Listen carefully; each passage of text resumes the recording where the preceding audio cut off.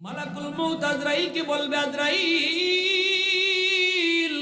মৌতের কষ্ট তো আছে ঠিক, কিন্তু এই মৌতের কষ্ট যেন অনুভব না হয়, এজন্য আমার নামাজি, আমার দিনদার বান্দা বান্দির চোখের সামনে জান্নাতি বাড়িটা তুলে ধরো, জান্নাতের নাজ নেয়ামতের চিত্র তুলে ধরো।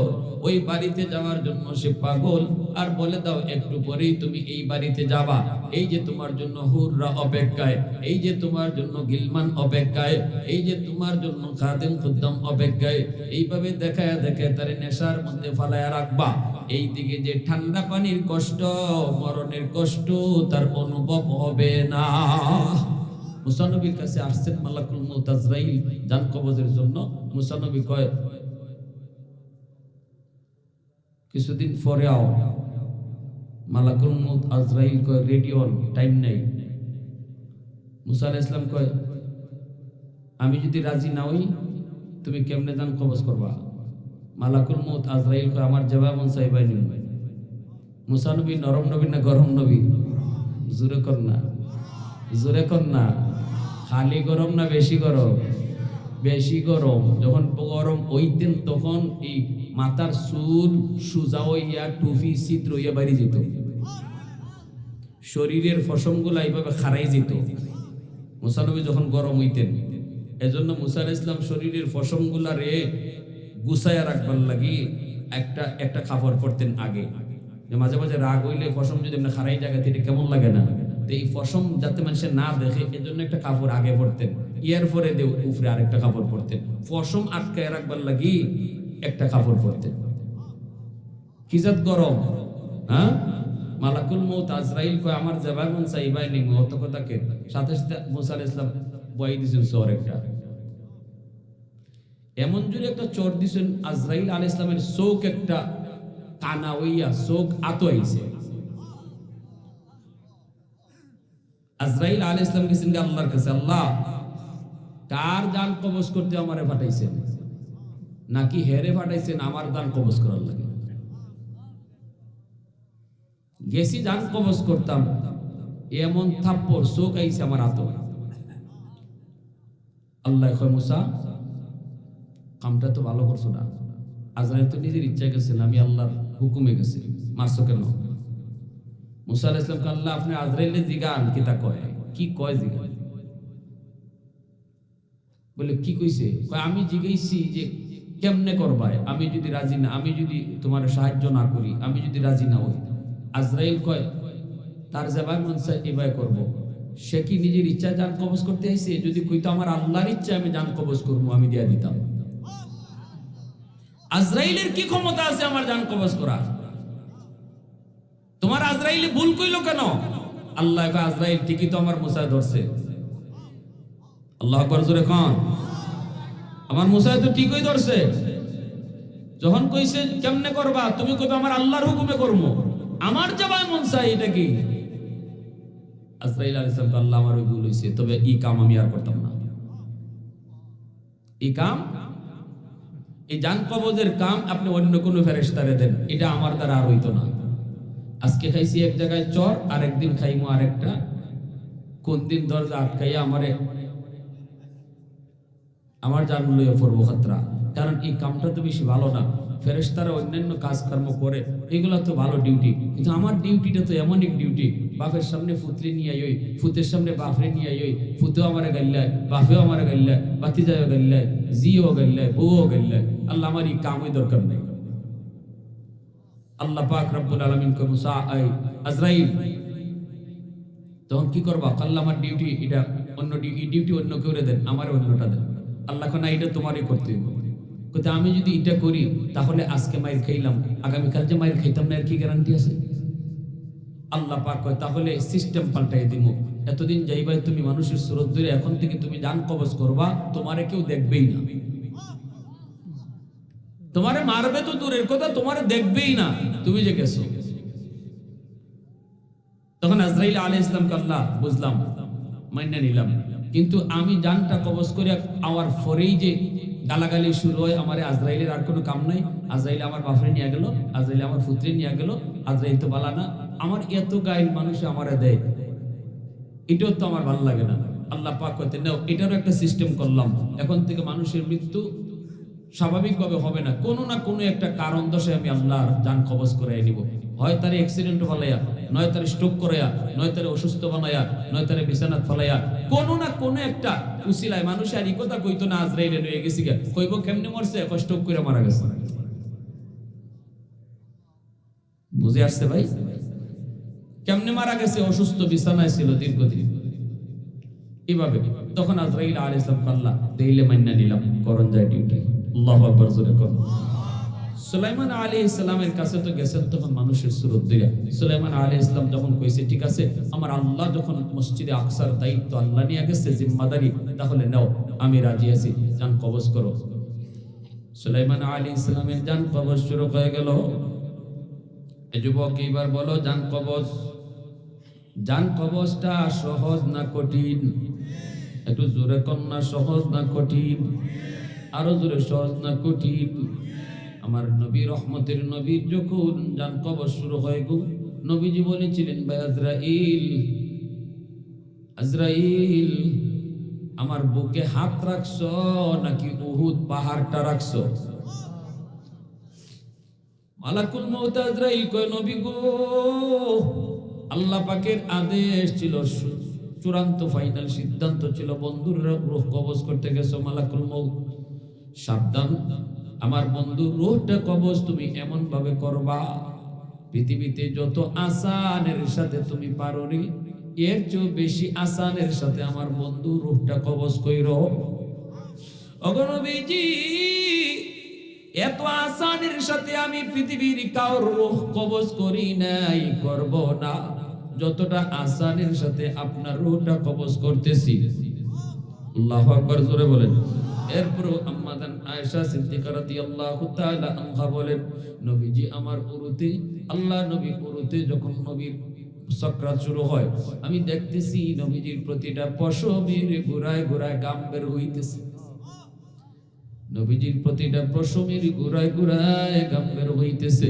নবীজি যখন বুকের মধ্যে এইভাবে মালাকুল মউত আজরাইল হাত রাখছে, আল্লাহর নবী কইরে আজরাইল আমার রূহ কবজটাও যদি এমন আসানের সাথে হওয়ার পরও আমি এত কষ্ট অনুভব করি, আমার উম্মতের জানি মরণের সময় কত কষ্ট হয়। এ আজরাইল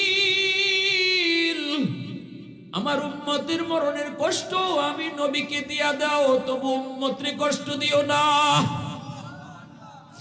আমি নবীরে দিয়া দাও, তবু আমার উম্মতরে কষ্ট দিও না, কষ্ট দিও না।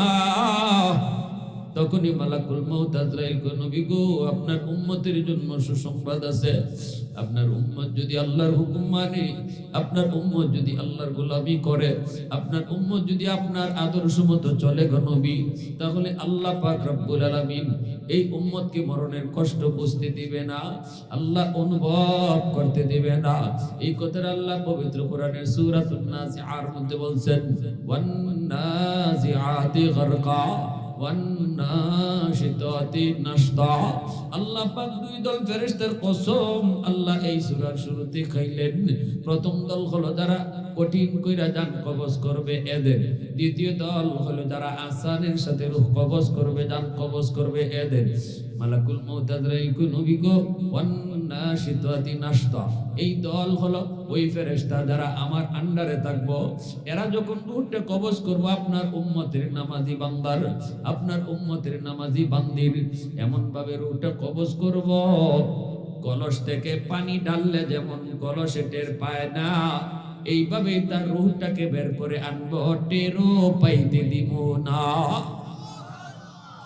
কেমনে কিভাবে, কেমনে কিভাবে? কয় কারণ হলো ওই রূহটা কবজ করার সময় তার চোখের সামনে জান্নাতের বাড়িটা আমি আজরাইল চোখের সামনে তুলে ধরব। মরণের পর তার যেই বাড়িটা হবে জান্নাতে, ওই জান্নাতি বাড়িটা তার চোখের সামনে এইভাবে তুলে ধরব। এই বাড়িটা দেখার পর সে পাগল হয়ে যাবে। এই বাড়িতে যাওয়ার জন্য যতগুলা নাজ নিয়ামত আল্লাহ জান্নাতে তার জন্য রাখছেন, এই জান্নাতি নাজ নিয়ামত গুলো তার চোখের সামনে তুলে ধরবো। তখন সে দেওয়ানা হয়ে যাবে, তার বাড়িতে যাওয়ার জন্য পাগল পারা হয়ে যাবে। আমি তারে বাড়ির নিশায় ফালাইয়া দিমু, হাতের মধ্যে জান্নাতের বাড়ি দইলা, হাতের মধ্যে জান্নাতি বাড়ি দইরা, আল্লাহ পাকে ইসমে আজমের নাম চোখের সামনে দইরা তারে আমি দেওয়ানা বানায় দিমু, ওই বাড়ির নেশায় ফালাইয়া রাখমু। এইদিকে তার যে জান কবজ হইতেছে কষ্টের সাথে, এই কষ্টটা তার বুঝে আসবে না। নদীর এই পারে যদি মাশুক থাকে, এই পারে যদি আশিক থাকে, ওই পারে যদি মাশুকা থাকে, প্রেমিকা তার ওই পারে, এই পারে প্রেমিক, মাঝখানে একটা নদী, প্রচন্ড কুয়াশা, ঠান্ডার দিন, পানিটা বড় ঠান্ডা। প্রেমিকা ওই দিকে সে বাতি নিয়ে দাঁড়ায় কয় আসো। এই প্রেমিক প্রেমিকাকে পাওয়ার জন্য পানিতে নামছে, এই পানিতে নেমে সাঁতার দেওয়া শুরু করছে, অথচ এই পানি সে দিনের বেলা একবারও পানিতে নামতে পারে না, এত প্রচন্ড ঠান্ডা। কিন্তু তার নেশা হলো একটু কষ্ট করে যদি সাঁতরে যাইতে পারি, আমার প্রেমিকাকে পেয়ে যাব, মনের মানুষটার সাথে আমার মিল হবে। ওই জায়গায় নেশায় পড়ার কারণে তার শীতের ঠান্ডা ঠান্ডা অনুভব হয় না। আল্লাহ পাক রব্বুল আলামিন মালাকুল মউত আজরাইলকে বলবে, আজরাইল, মউতের কষ্ট তো আছে ঠিক, কিন্তু এই মউতের কষ্ট যেন অনুভব না হয়, এজন্য আমার নামাজি, আমার দিনদার বান্দা বান্দির চোখের সামনে জান্নাতি বাড়িটা তুলে ধরো, জান্নাতের নাজ নিয়ামতের চিত্র তুলে ধরো। ওই বাড়িতে যাওয়ার জন্য সে পাগল, আর বলে দাও একটু পরেই তুমি এই বাড়িতে যাবা। এই যে তোমার জন্য হুররা অপেক্ষায়, এই যে তোমার জন্য গিলমান অপেক্ষায়, এই যে তোমার জন্য খাদেম খুদ্দাম অপেক্ষায়, এইভাবে দেখায় দেখায় তারে নেশার মধ্যে ফালায়া রাখবা। এই দিকে যে ঠান্ডা পানির কষ্ট, মরণের কষ্ট তার অনুভব হবে না। ছাগল, একটা ছাগলকে 100 বার চামড়া সিলাইয়া, ঝুলন্ত জীবন্ত চামড়া সুলাইয়া, চামড়া সুলাইলে আবার চামড়া লাগাইলে, আবার জীবন্ত চামড়া সুলাইলে, আবার চামড়া লাগাইলে, আবার জীবন্ত চামড়া সুলাইলে, 100 বার একটা ছাগলের জীবন্ত চামড়া সুলাইলে যেই পরিমাণ কষ্ট, এর চেয়েও বেশি কষ্ট মরণের কষ্ট। কিন্তু আল্লাহ নেককার, ইমানদার, দিনদার, আল্লাহ ওয়ালি যারা নামাজি, পর্দানিশীল, আল্লাহ তাকে এই কষ্টটা আছে ঠিক, কিন্তু তারে অনুভব করতে দিবেন না। আমাদের এলাকায় মুসলমানি করায়, আপনাদের এলাকায়ও করায়। মুসলমানি হয়নি না, হয় না? মুসলমানি হওয়ার সময় আপনারা যে মুসলমানি করায়, হেরে কি করেন? আজাম করেন না? আজামে মুসলমানি করাইবার সময় আমাদের এলাকার কথা কই, যারে করায় হেরে কত কিছু কয় শুনছেন নি? হ্যাঁ, কলিমাটা কও। নানি বাড়িতে গেছলাইনি, নানি কি দিয়ে খাওয়াইছিল, হ্যাঁ, নানির হাতের পিঠা কেমন, কত কথা। ওই যে তার কথা যে কইতেছে, এর উদ্দেশ্য হইল তারে নানির বাড়িতে লইয়া যাওয়া। এদিকে যে এখন কাটবো, এটা যেন দিশা না হয়। বুঝে আসছে?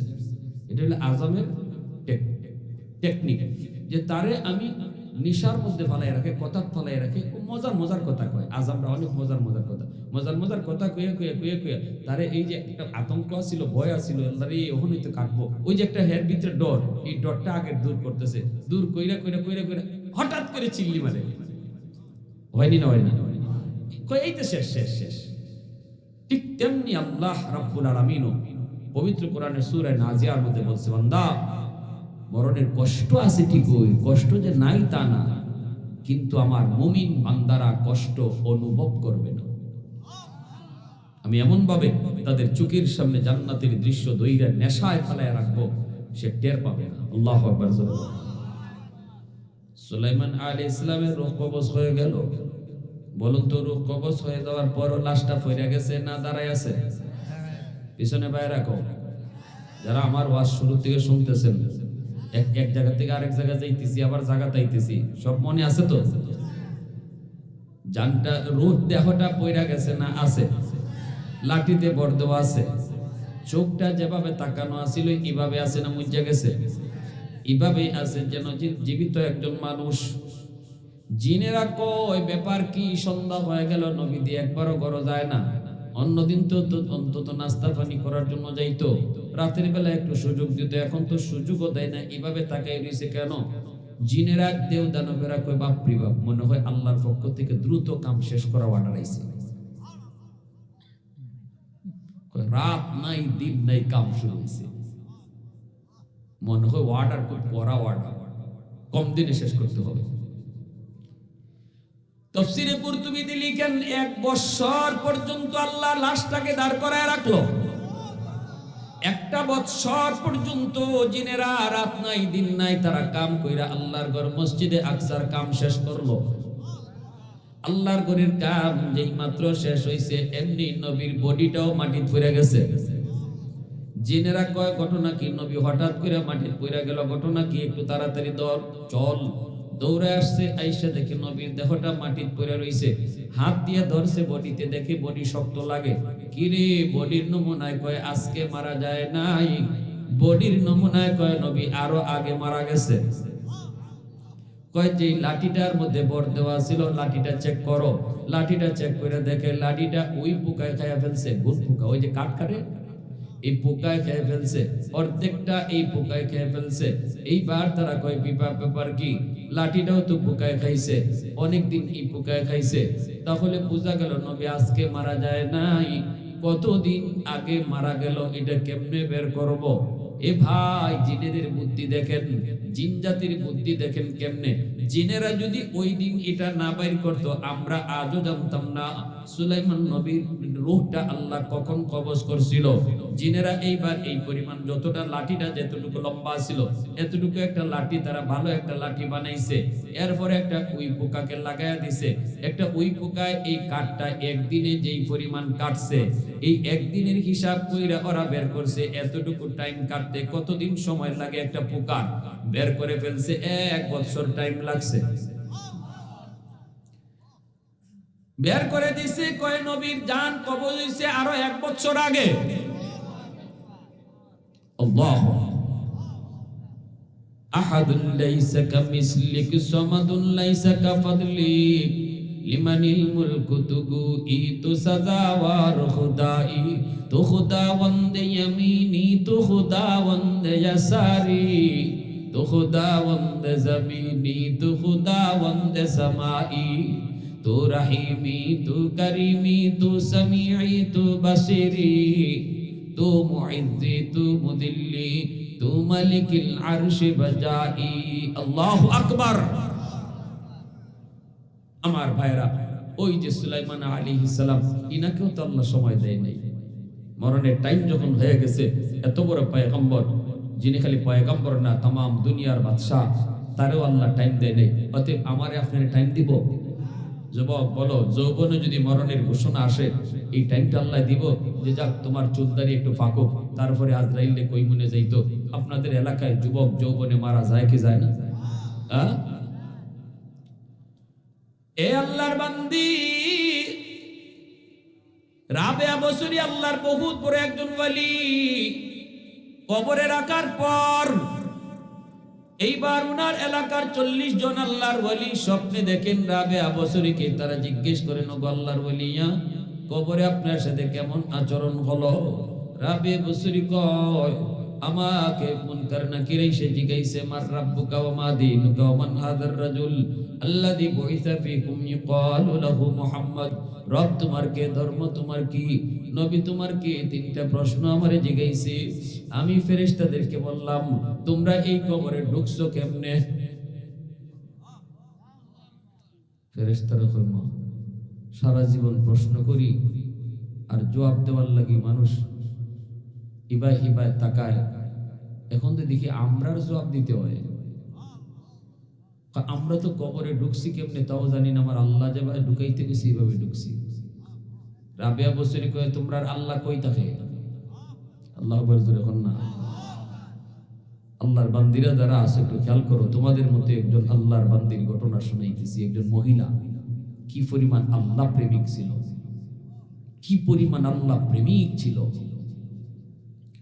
তখনই আমাদের আল্লাহ তো তাকে শব্দ আকাশের উপরে আল্লাহ পাক তার আরশে আজিবে ওই এত দূর থেকে তোমরা যে আমার কবরে ঢুকছো, আল্লাহরে ভুইলা গেছো না আল্লাহরে মনে আছে? ফেরেশতারা কয় আমরা আমাদের আল্লাহরে কখনো ভুলি না। রাবিয়া বসরি কয় তাহলে আমি মাত্র 3.5 হাত মাটির নিচে আইসা ভুইলা গেছি, এটা তোমরা ভাবছো কি কইরা? তোমরা আইসো কোত্থেকে আল্লাহরে ভুলছো না, আর আমি মাটির থেকে মাত্র 3.5 হাত মাটির নিচে আইছি, আইয়া আমারে প্রশ্ন করতে আসছো আল্লাহ তোমার কেডা, রব তোমার কি? সুবহানাল্লাহ জোরে কোন না। ফেরেশতারা কয় ও আল্লাহ কার কাছে পাঠাইছো? আল্লাহ কার কাছে পাঠাইছো? আমরা প্রশ্ন করবো নাকি আমরা ইন্টারভিউ দিব? তাও তো বুঝি না, আমার তো দেওয়া শুরু হইছে। আল্লাহ পাক রব্বুল আলামিন কয় ফেরেশতারা শুন, আমার যেই সকল বান্দা বান্দিরা দুনিয়ার জমিনে নামাজ পড়ব, 5 ওয়াক্ত নামাজের মধ্যে শেষ আমি আল্লাহর সবক আদায় করব, নামাজের ভিতরেই বলতেছে সামি আল্লাহু লিমান হামিদা রব্বানা লাকাল হামদ, রব আমার আল্লাহ, সুবহানা রাব্বিয়াল আযীম, রুকুতে কয় রব আমার আল্লাহ, সাজদায় গেলে কয় সুবহানা রাব্বিয়াল আলা। রবের সবক আছে না নাই?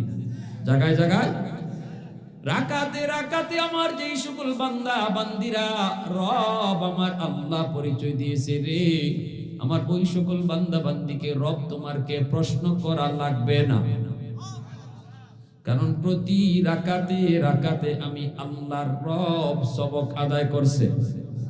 আল্লাহ আমার রব, এই রবই আমার সব, আল্লাহ আমার রব, এই রবই আমার সব, দমে দমে তনু মনে তারি অনুভব, আল্লাহ আমার রব, এই রবই আমার সব। আওয়াজ দিয়া কোন আল্লাহু আকবার। এ আল্লাহর বান্দি, এজন্যই বলছিলাম কবর কারো জন্য জান্নাতের বাগান, কারো জন্য জাহান্নামের কুণ্ড। যখনই তুমি আল্লাহ আমার রব কইবা, ধর্ম আমার ইসলাম কইবা, যখনই তুমি ইনি আমার নবী এই পরিচয়টা দিয়ে দিবা, তখনই আল্লাহ কইব আমার বান্দি আমার বান্দা সে সত্য সঠিক জবাব দিয়েছে, সাদাকতা, আমার বান্দা সঠিক জবাব দিয়েছে, তার জন্য তার কবরটাকে তোমরা জান্নাতের বাগান বানাও, জান্নাতি একটা পোশাক তারে পরাও, আলবিসুহু মিনাল জান্নাহ ওয়াফতাহু লাহু বাবান ইলাল জান্নাহ ওয়া আফরিশুহু মিনাল জান্নাহ, তারে জান্নাতি পোশাক পরাও, তার জন্য জান্নাতি বিছানা কবরে বিছাও, আর তার কবর থেকে জান্নাত পর্যন্ত একটা দরজা খুলে দাও।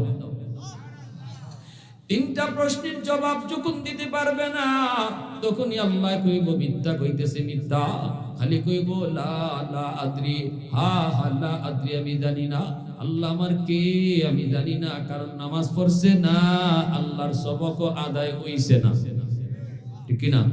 নামাজ পড়ছে না, আল্লাহ সবক আদায় হইছে না, আল্লাহ আমার রব সবক আদায় করছে না, খালি কইব লা আদ্রি, আমি জানি না, আমি জানি না। তখনই আল্লাহ পাক কইব ফেরেশতারা এ মিথ্যা কথা কয়, মিথ্যাবাদী, ওর কবরটারে তোমরা কি করো? আলবিসুহু মিনান নার, জাহান্নামের পোশাক পরে পরাও, ও আলবিসুহু ওয়া আফরিশুহু মিনান নার, তারে জাহান্নামের বিছানা বিছায় দাও, ওয়াফতাহু লাহু বাবান ইলান নার, জাহান্নাম থেকে একটা দরজা তার কবরে খুলে দাও, তখনই তার কবরটা জাহান্নামের কুণ্ড হয়ে যাবে। এজন্য বলি যুবক, মায়ার নবী দয়ার নবী মদিনার একটা কবরের পাশ দিয়ে নবী যাইতেছেন রে, হঠাৎ করে নবী দেখেন অন্তর চোখে এই কবরের ভিতরে আযাব হইতেছে, আযাব। এ যুবক শুনো, কবরের আযাবটা আল্লাহ দুনিয়াতে মানুষে দেখায় না, কারণ মানুষে যদি আল্লাহ কবরের আযাব দেখাইতো, তাহলে কবরের পাশ দিয়া কেউ দিনের বেলাও যাইতো না, রাতের বেলা দূরের কথা, দিনের বেলাও কেউ কবরের পাশ দিয়ে যাওয়ার সাহস করতো না। মা মারা গেলে মার লাশ নিয়ে কবরে যাইতো না, বাবা মারা গেলে বাবার লাশ নিয়ে কেউ কবরে যাইতো না। যদি কবরের আযাব আল্লাহ মানুষে দেখাইতো, এজন্যই আল্লাহ কবরের আযাবটা মানুষের চোখের আড়াল করে রাখছে। এ যুবক, দুনিয়ার নিজাম আল্লাহ ঠিক রাখার জন্য কবরের আযাব তোমার আমার চোখের আড়াল আল্লাহ করে রাখছে। কিন্তু মাঝে মাঝে গরু ছাগল কিন্তু টের পায়, কবরস্থানের উপর থেকে গরু ছাগল দৌড় মারে, ঠিক কিনা জোরে কোন? এরা কিন্তু মাঝে মাঝে টের পায়, হাইওয়ানে টের পায়। ভাইরা বন্ধুরা, জন্য বলি আল্লাহর নবী রহমতের নবী তিনি দেখেন কবরের ভিতরে আযাব চলছে, আযাব। নবীজি সাহাবায়ে কেরামদেরকে বলেন, সাহাবীরা রে, আমার সাথে একটু হাত উঠাও, আমি এই যুবকের জন্য একটু আল্লাহর কাছে সুপারিশ করব। কারণ যুবকের আযাব হইতেছে কবরের ভিতরে। মদিনার কবর জান্নাতুল বাকি। আল্লাহর নবী রহমতের নবী কয়, সাহাবীরা হাত উঠাও, আমি রহমতের নবী কবরের পাশ দিয়ে যাব, আর কবরের মধ্যে আযাব হবে, হয় না। নবী হাত উঠে আল্লাহর কাছে সুপারিশ করেন, সাহাবীরা আমিন আমিন বলেন, কিন্তু আযাব বন্ধ হলো না। নবী আবার হাত উঠাইলেন, আযাব বন্ধ হয় না। আবার নবী হাত উঠাইলেন, আযাব বন্ধ হয় না। এইবার আল্লাহর নবী জানতে চাইলেন, আল্লাহ কারণটা কি, কোন কারণে আযাব বন্ধ হয় না? আল্লাহ পাক কয়, বন্ধু তোমার হাতের দাম কমে নাই, তোমার কোনো সমস্যা না। সমস্যা হলো এই যুবকের মা এখনো দুনিয়ায় জীবিত, মার কলিজায় বড় ব্যথা দিছে, মার কলিজার ভিতরে বড় আঘাত। মরণের সময়টা তো মা তারে মাফ করে নাই। আমি আল্লাহ সিদ্ধান্ত নিয়েছি, যতক্ষণ পর্যন্ত তার মা তাকে মাফ না করবে, আমি তার কবরের আযাব বন্ধ করব না। এমনকি তুমি নবীর সুপারিশও কবুল করব না। মার কলিজায় ব্যাপার, বাবার কলিজায় যদি সন্তান ব্যথা দাও, কবরে যাওয়ার লগে লগে আযাব শুরু হয়ে যাবে। তোমার জিন্দেগির নামাজ, তোমার জিন্দেগির রোজা সবকিছু এক জায়গায় বৃথা পড়ে থাকবে, কোনো উপকার করতে পারবে না। বাপ মার কলিজায় যদি কোনো সন্তান ব্যথা দিয়ে থাকো, কবরে যাওয়া মাত্রই আযাব শুরু হয়ে যাবে। আল্লাহর নবী সাহাবীদেরকে বলেন, সাহাবীরা যাও, তাড়াতাড়ি করে তার মাকে সালাম জানাও। সাহাবায়ে কেরাম মহিলার কাছে গেলেন। আল্লাহর নবী রহমতের নবী বলতেছেন, মা গো, এই কবরটা তুমি চিনোনি? মহিলায় কই, চিনি গো নবী, আমার সন্তানের কবর। নবী কই, তোমার ছেলে বুঝি তোমারে ভীষণ কষ্ট দিছে, তোমার কলিজায় আঘাত দিছে, তোমার শরীরেও নাকি আঘাত করছে, এজন্য তুমি তারে মাফ করো নাই। আমি নবী আল্লাহর কাছে সুপারিশ করেছি, একবার নয়, দুইবার নয়, তিনবার আমি সুপারিশ করেছি গো, তবু আল্লাহ তার আযাব বন্ধ করে না। মা গো, আমি নবী তোমার কাছে সুপারিশ করি, সন্তান তো তোমার, তুমি মাফ না করলে আল্লাহ নাকি আযাব বন্ধ করবে না। সন্তানের মায়ায় অন্তত তুমি মাফ করে দাও। আমি নবী দেখতেছি কেমন কষ্টের মধ্যে আছে, আগুনে ফুরতেছে, সাপের কামড় খায়, আগুনে ফুরে সাপের কামড় খায়, আর মা মা কয়ে চিৎকার করে কান্দে। মহিলা নবীজির কথা শোনার পর মাথাটা নিচের দিকে দিয়ে দিলেন। এইবার কিছুক্ষণ পরে মার চোখ দিয়ে পানি ঝরে, মায় কান্দে আর কয়, নবী গো, আমি এরে মাফ করব না, আমি মাফ করব না, এখনো আমার পিঠে মাইরের দাগ আছে। বউয়ের কথায় আমার গায়ে হাত উঠাইছে গো নবী, এখনো আমার পিঠে তার মাইরের দাগ আছে। নাউজুবিল্লাহ, জোরে কর। যে হাত আমি মা চুমায় চুমায় বড় করেছি, এই হাত দিয়ে আমি মারে মারছে বউয়ের কথায়, আমি মাফ দিব না, দিব না, দিব না। নবীজি যখন চোখের পানি ঝরে, নবী কান্দের কয়, আল্লাহ মার দিল তো শক্ত হয়ে গেছে, মায় তো মাফ করবে না, এখন কেমনে যুবকের আযাব বন্ধ হয়? আল্লাহ, আমি রহমতের নবী, তুমি তো কইছো আমি রহমতের নবী, রহমতের নবী চলে যাব আর আযাব থাকবে, হয় না। আল্লাহ, তোমার কাছে হাত উঠাইলাম গো মালিক, আমাকে যেইভাবে আযাবটা তুমি দেখায় দিছো, এইভাবে তার মারেও তুমি সন্তানের আযাব দেখায়া দাও। কারণ আমি নবীর বিশ্বাস, আমি যেইভাবে দেখছি আমার মায়া লাগছে, মা যদি দেখে মার মায়া লেগে যাবে। মার দিল বাবার দিল, সন্তানের কষ্ট বাপ মা সইতে পারে না। যত কষ্টই সন্তানে দেখ, সন্তান বিপদে পড়লে সবার আগে বাপ মায় কান্দে, ঠিক কিনা জোরে বলো? প্রবাসে বসে যদি সন্তান বিপদে পড়ে, দেশে যদি মা তাকে মার কলিজায় তখন কামড় মারে, এটা সন্তানের সাথে মার রক্তের একটা বাঁধন। সন্তানের বিপদ যদি দূরেও থাকে তবুও মার কলিজায় একটা আঘাত করে, কলিজায় টের পায়। এটা মা আর সন্তানের মধ্যে রক্তের একটা সম্পর্ক। এজন্য আমার ভাইয়েরা, রাসূলের রহমতের নবী আমার আপনার নবীকে আল্লাহ তুমি আযাবটা মারেও তুমি দেখায় দাও। সাথে সাথে আল্লাহ কয় বন্ধু তোমার এই সুপারিশটা আমি কবুল করলাম। আওয়াজ দিয়ে কন্যা সুবহানাল্লাহ, আর একটু জোরে সুবহানাল্লাহ। ऐ हबीबे किबरिया तुम पर सलाम, ऐ हमारे दिलरुबा तुम पर सलाम, दिल सदा कहता रहा तुम पर सलाम, ऐ हबीबे किबरिया तुम पर सलाम।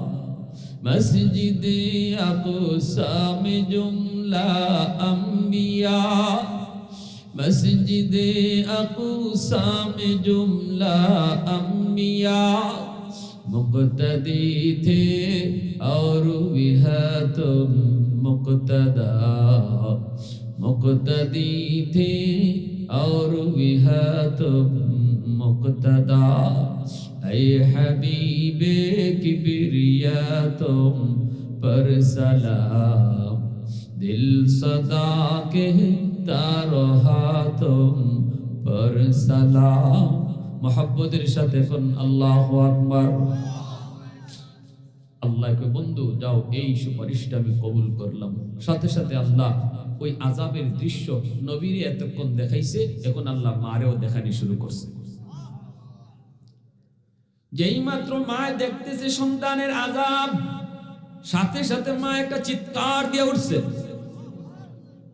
চিল্লানি দিয়া কই নবী গো আমি বুঝি নাই, বুঝি নাই, আমার সন্তান এত কষ্টে আছে আমি বুঝি নাই, আমি মারে কেমনে ডাকতেছে গো নবী, আমার দিল নরম হয়ে গেছে, আমি মাফ করে দিছি, মায় মাফ করতে দেরি, কবরের আযাব বন্ধ হতে দেরি হয় নাই।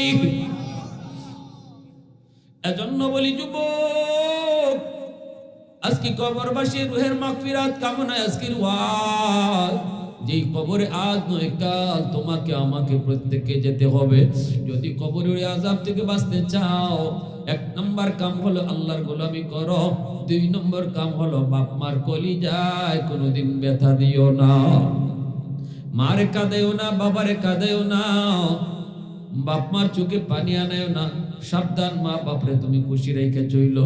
আমার রাসূল কয় রাদার রাব্বি ফি রাদাল ওয়ালিদাইন, যেই সন্তানের উপরে তার বাপ মা রাজি, এই সন্তানের উপরে আল্লাহ রাজি। যেই সন্তানের উপরে বাপ মা নারাজ, তার উপরে আল্লাহও নারাজ। এজন্য বলি যুবক, মারে খুশি করলে আল্লাহ খুশি, বাবারে খুশি করলে আল্লাহ খুশি। খালি কমলা খাওয়াইও বাপ মারে খুশি রাখা যায়, মারে বাবারে খুশি করতে লক্ষ লক্ষ টাকা খরচ করতে হয় না। বোয়াল মাছ খাওয়াইতেও লাগে না। শ্বশুর বাড়ির মানুষে খুশি করতে বোয়াল মাছ নিতে হয়, শ্বশুর বাড়ির মানুষে খুশি করতে 1000 টাকা ব্যয় করে মিষ্টি নিতে হয়। কিন্তু মারে বাবারে খুশি করতে লক্ষ টাকা লাগে না, 1000 টাকাও লাগে না। খালি কমলা নিয়ে যদি তুমি ঘরে আইসা সন্তানের হাতে না দাও, বউয়ের হাতে না দাও, মার হাতে আগে দাও, মার হাতে কমলাটা আগে দিয়া কম, মা আজকের কমলাটা তোমার জন্য আনছি, দেখবা মার দিল খুশি হয়ে গেছে। এই কমলাটা মা সুলাইয়া নিজে খাবে না, তোমার সন্তান আগে খাওয়াবে। কিন্তু মার হাতে দেওয়ার কারণে মার দিল খুশি, বাবার হাতে দেওয়ার কারণে বাবার দিল খুশি। আল্লাহ কই বান্দা তুই তো আমি মালিক রে খুশি করে নিছো, মারে বাবারে শুধু খুশি করলি না, আমি আল্লাহ রে খুশি করে নিলি। এজন্য বলি যদি কবরের আযাব থেকে বাঁচতে চাও, মা বাবারে খুশি রেখে কবরে যাও। কারা কারা রাজি আছে একটু হাত উঠে আল্লাহরে দেখা। আল্লাহ তুমি কবুল করো, মঞ্জুর করো। সবাই বলি আমিন, আরো জোরে বলি আমিন।